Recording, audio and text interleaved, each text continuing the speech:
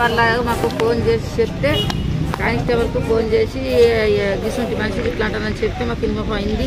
వచ్చి మరి మా బాడీ కాదని చూసుకున్నాము. మా బాడీ అన్న తెలిసింది. ఆడు ఓడి చంపిండో ఏం కథను. మా పిల్లల తట ఆమె ఉండలేదు. చిన్నగా ఉన్న పిల్లలు ఇడిసబెట్టింది. ఒక కొడుకుని సుఖ తీసుకుని వచ్చింది. ఆ పిల్లాడు సుఖ ఎదిరిపోయిన కథను. ఇద్దరు భార్య భర్తలే 15 సంవత్సరాల సందుకెళ్ళి వీళ్ళే బతుకుతున్నారు. కానీ వీళ్ళని చూసింది లేదు, చేసింది లేదు. కానీ అందరికీ దయదలిచి వీళ్ళు అన్యాదలు తినతందుకు తిండి లేదు, కట్టడానికి బట్ట లేకుండా, ఉండతందుకు ఇల్లు లేకుండా ఉన్నది ఇలా బతుకు. అలా కొంత సాయకారం చేసేటట్టు సుఖం మీరు చూడండి. తల్లి దచ్చిన ఇంకొక పిల్లగాడి సుఖం ఇంకో సుఖం మీరు దయదలిచి తెలుసుకోండి. ఏ ఊరు మీద ఆమె పేరేం పేరు?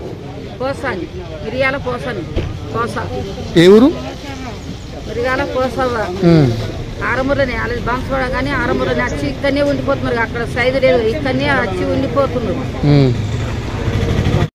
గ్రామస్తుల ద్వారా మాకు తెలిసినది ఏంటంటే యాళ్ళ నడిపి గంగారాం ఇంట్లో గత 6 నెలల నుండి కిరాయికుంటున్న మహిళ వయసు 50 సంవత్సరాలు మిరియాల పోచమ్మ అనే మహిళ ఒక 5 రోజుల నుండి ఇంట్లో నుంచి బయటికి రావట్లేదు. ఇంటికి తాళం ఉంది.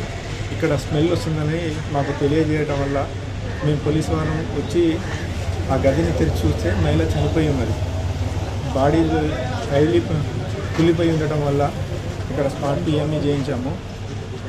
ఈ విషయంలో దర్యాప్తు చేసిన తర్వాత పూర్తి వివరాలు తెలుస్తాయి.